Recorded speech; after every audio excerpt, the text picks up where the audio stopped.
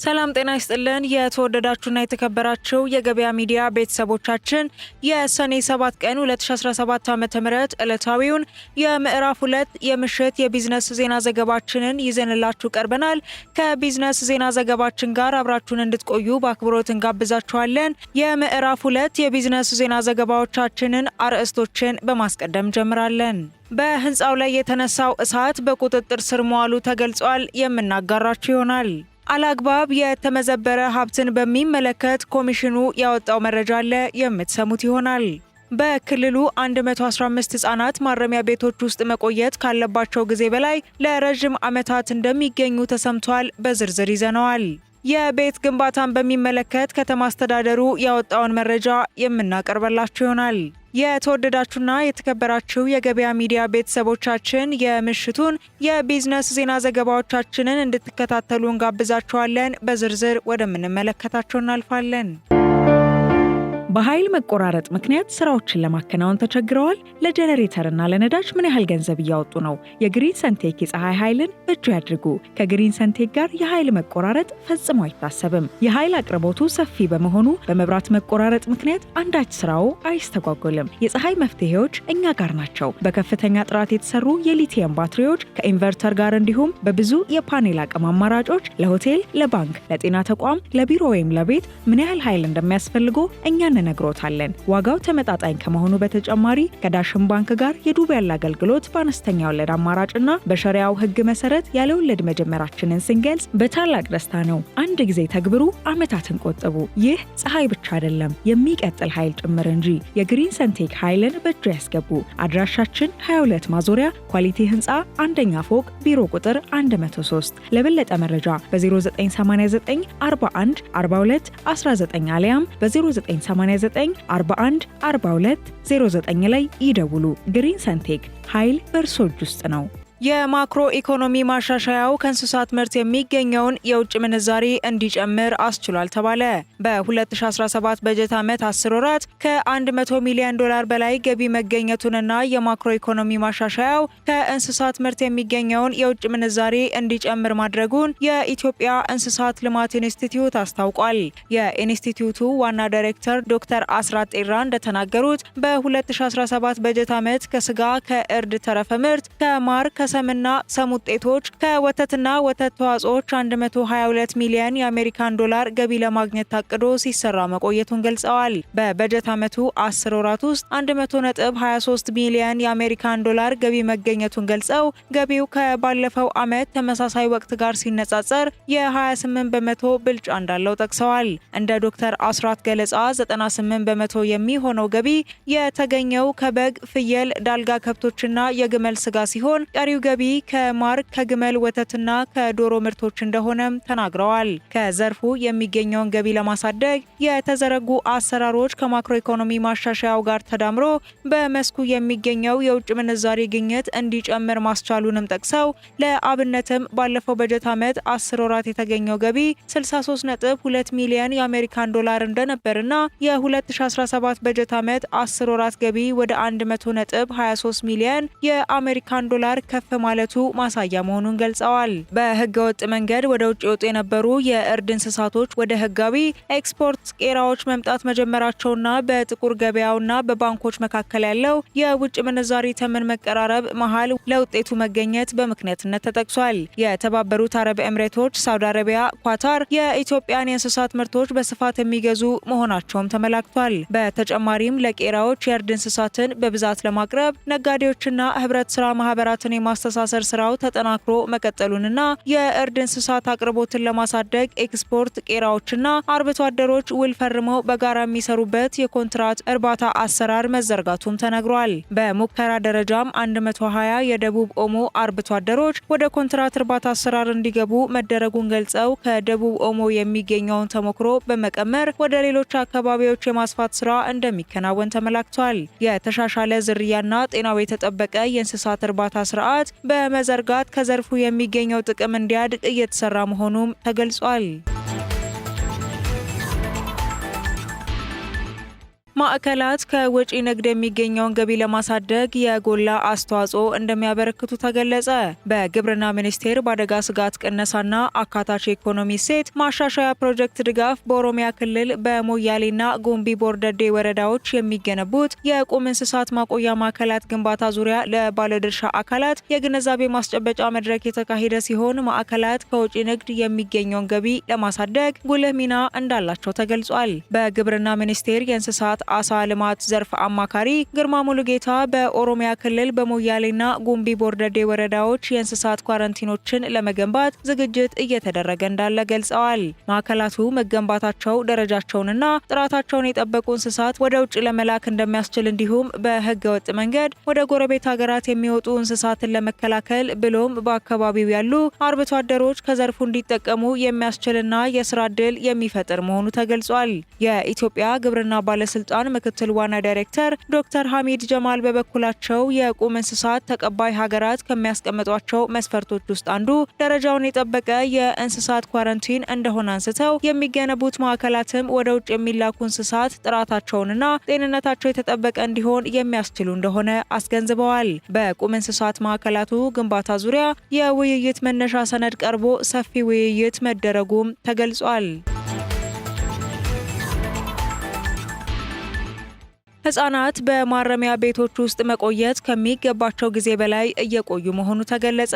በደቡብ ኢትዮጵያ ክልል በሚገኙ ማረሚያ ቤቶች ውስጥ መቆየት ካለባቸው ጊዜ በላይ ለረጅም ዓመታት የቆዩ 115 ህጻናት እንደሚገኙ ተገልጿል። ህጻናት በማረሚያ ቤቶች ውስጥ መቆየት የሚችሉት እስከ 1 ዓመት ከ6 ወር ብቻ ቢሆንም ለረጅም ዓመታት የቆዩ 115 ህጻናት በደቡብ ኢትዮጵያ ክልል ማረሚያ ቤቶች ውስጥ እንደሚገኙ ተገልጿል።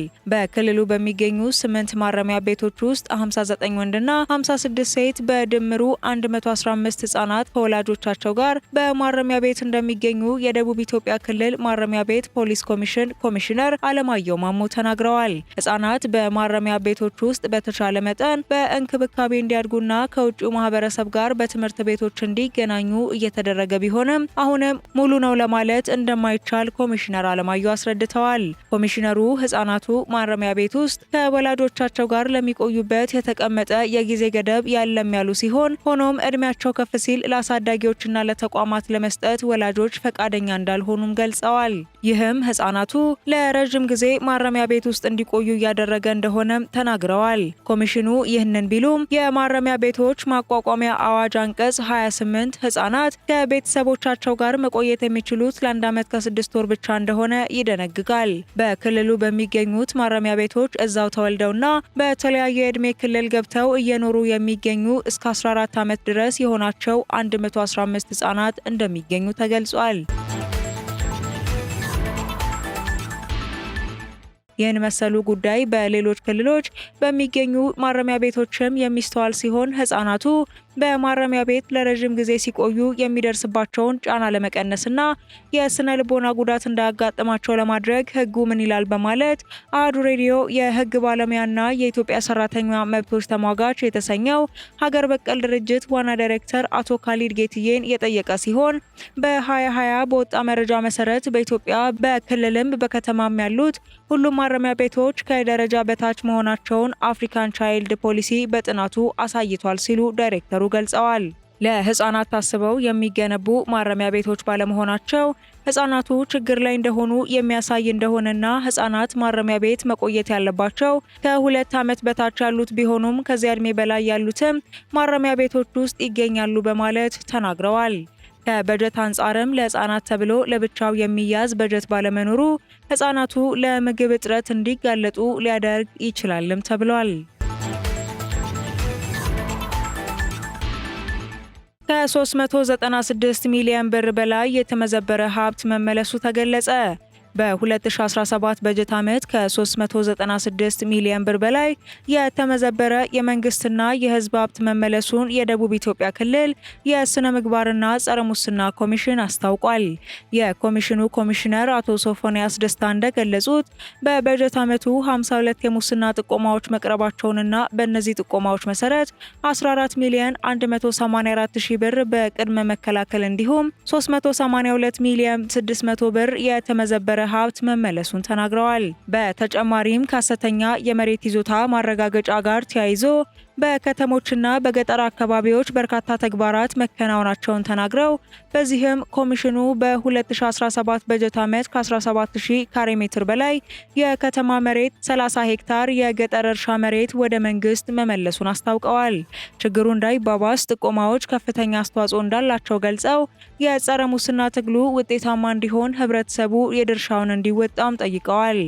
በተጨማሪም የመንግስት ስራ ኃላፊዎችና ሰራተኞች ሀብቶቻቸውን እንዲያስመዘግቡ መንግስት ትኩረት በመስጠቱ ሙስናን ለመከላከል ትልቅ ፋይዳ እንዳለው አስረድተው በክልሉ የሚገኙና ወደ 30 ሺህ የሚጠጉ የመንግስት ሰራተኞች ሀብታቸውን ማስመዝገባቸውን ኮሚሽነሩ አስታውቀዋል።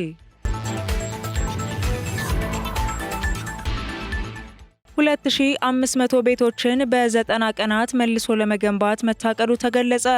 የአዲስ አበባ ከተማ አስተዳደር የ2017 የክረምት በጎ ፈቃድ አገልግሎት መክፈቻ መርሃ ግብር ባካሄደበት ወቅት በከፍተኛ ትኩረት 2500 ቤቶችን በ90 ቀናት መልሶ ለመገንባት መታቀዱን ከተማ አስተዳደሩ ገልጸዋል።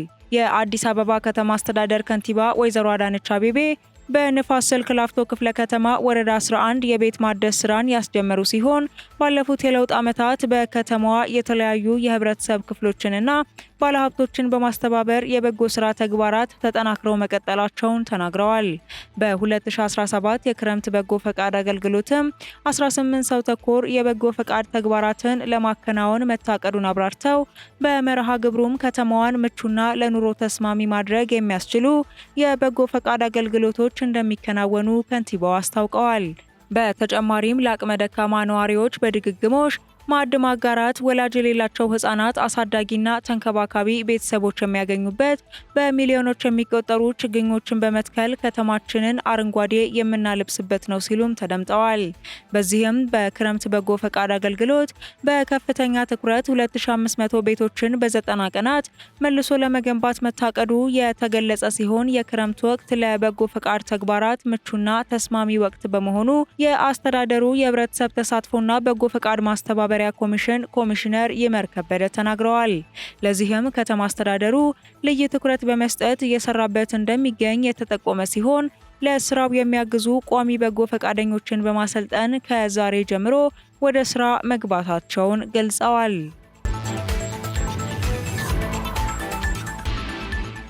ባለ 67 ፎቅ ሰማይ ጠቀስ ህንፃ ላይ የእሳት አደጋ መነሳቱ ተገለጸ። በዱባይ ከተማ ማሪና የሚባለው አካባቢ ላይ በሚገኘው ባለ 67 ፎቅ ሰማይ ጠቀስ ህንፃ ላይ የተነሳው ከፍተኛ የእሳት አደጋ በሰው ህይወት ላይ ምንም ጉዳት ሳያደርስ በቁጥጥር ስር መዋሉ ተገልጿል። ትላንት ምሽት 764 አፓርትመንቶች ባሉት ለ3820 ሰዎች መኖሪያ የሆነው ህንፃ ላይ የተነሳውን እሳት አደጋ ከ6 ሰዓታት የማጥፋት ትግል በኋላ በቁጥጥር ስር መዋሉን የዱባይ የሲቪል መከላከል ቡድን ይፋ አድርጓል። አደጋውን ተከትሎ የከተማው የባቡር ትራንስፖርት ለጊዜው መቋረጡን የዱባይ መንገዶችና የትራንስፖርት ባለስልጣን ያስታወቀ ሲሆን በህንፃው የእሳት አደጋ መከሰቱን ተከትሎ 3820 የሚሆኑ የአፓርታማው ነዋሪዎች ምንም አይነት ጉዳት ሳይደርስባቸው እንዲወጡ መደረጉም ነው የተጠቀሰው። በእሳት አደጋው ምክንያት ከህንፃው እንዲወጡ ለተደረጉ ሰዎች ጊዜያዊ ማቆያ ለመገንባት ጥረት እየተደረገ መሆኑንም የአካባቢው ባለስልጣናት አስታውቀዋል። የሕክምናና የስነ ልቦና ባለሙያዎች የእሳት አደጋው ከተከሰተበት ጊዜ ጀምሮ ለተጎጂዎቹ ድጋፍና እንክብካቤ ለማድረግ በፍጥነት ወደ ስፍራው ማቅናታቸውን የዘገበው ገልፍ ታይምስ ነው። በአሁኑ ሰዓት የእሳት አደጋ የተከሰተበትን ህንፃ የማቀዝቀዝ ስራ እየተሰራ ሲሆን የአደጋውን መንስኤና በንብረት ላይ ያደረሰውን የጉዳት መጠን በተመለከተ የተገለጸ ነገር አለመኖሩን ነው መረጃዎች የሚያመላክቱት። የተወደዳችሁና የተከበራችሁ የገበያ ሚዲያ ቤተሰቦቻችን የምዕራፍ 2 የምሽት የቢዝነስ ዜና ዘገባዎቻችን ቀደም ሲል የተከታተላችሁትን ይመስላል። የገበያ ሚዲያን በመወዳጀት ከቀሪ መረጃዎች ጋር መልካም ምሽት እንዲሆንላችሁ እንመኛለን። በኃይል መቆራረጥ ምክንያት ስራዎችን ለማከናወን ተቸግረዋል? ለጀነሬተርና ለነዳጅ ምን ያህል ገንዘብ እያወጡ ነው? የግሪን ሰንቴክ የፀሐይ ኃይልን በእጁ ያድርጉ። ከግሪን ሰንቴክ ጋር የኃይል መቆራረጥ ፈጽሞ አይታሰብም። የኃይል አቅርቦቱ ሰፊ በመሆኑ በመብራት መቆራረጥ ምክንያት አንዳች ስራው አይስተጓጎልም። የፀሐይ መፍትሄዎች እኛ ጋር ናቸው። በከፍተኛ ጥራት የተሰሩ የሊቲየም ባትሪዎች ከኢንቨርተር ጋር እንዲሁም በብዙ የፓኔል አቅም አማራጮች ለሆቴል፣ ለባንክ፣ ለጤና ተቋም፣ ለቢሮ ወይም ለቤት ምን ያህል ኃይል እንደሚያስፈልጎ እኛ እንነግሮታለን። ዋጋው ተመጣጣኝ ከመሆኑ በተጨማሪ ከዳሽን ባንክ ጋር የዱቤ ያለ አገልግሎት በአነስተኛ ወለድ አማራጭና በሸሪያው ሕግ መሰረት ያለ ወለድ መጀመራችንን ስንገልጽ በታላቅ ደስታ ነው። አንድ ጊዜ ተግብሩ፣ ዓመታትን ቆጥቡ። ይህ ፀሐይ ብቻ አይደለም፣ የሚቀጥል ኃይል ጭምር እንጂ። የግሪን ሰንቴክ ኃይልን በእጁ ያስገቡ። አድራሻችን 22 ማዞሪያ ኳሊቲ ህንፃ አንደኛ ፎቅ ቢሮ ቁጥር 103። ለበለጠ መረጃ በ0989 41 42 19 አሊያም በ0989 41 42 09 ላይ ይደውሉ። ግሪን ሰንቴክ ኃይል በእርሶ እጅ ውስጥ ነው።